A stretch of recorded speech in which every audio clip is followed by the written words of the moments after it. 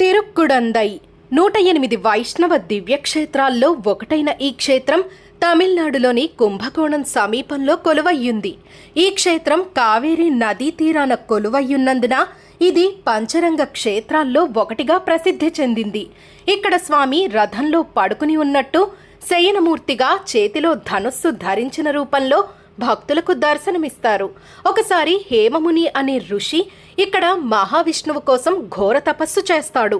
అతని భక్తికి మెచ్చిన మహావిష్ణువు భక్తుని కోరిక మేరకు ధనుస్సు ధరించి రథంలో భూమిపైకి వస్తారు. అందువల్లనే ఇక్కడ స్వామి శరంగపాణి పెరుమాళ్గా ప్రసిద్ధి చెందారని స్థల పురాణం చెబుతోంది. ఈ క్షేత్రంలో భూదేవి కోమలవల్లి తాయార్గా అవతరించింది. స్వామి ఆమెను వివాహం చేసుకునేందుకు భూలోకానికి రథంలో వచ్చారు.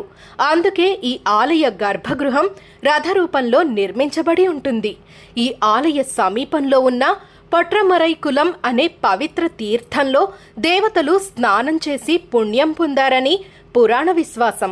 ఈ ఆలయ రాజగోపురం 11 రంగులతో సుమారు 173 అడుగుల ఎత్తులో నిర్మించబడి తమిళనాడులోని అతిపెద్ద రాజగోపురాల్లో 3వ స్థానంలో నిలిచింది. ఈ క్షేత్రం భక్తి, చరిత్ర, కళల మేళవింపుతో కూడిన పుణ్యస్థలంగా స్తుతించబడుతోంది.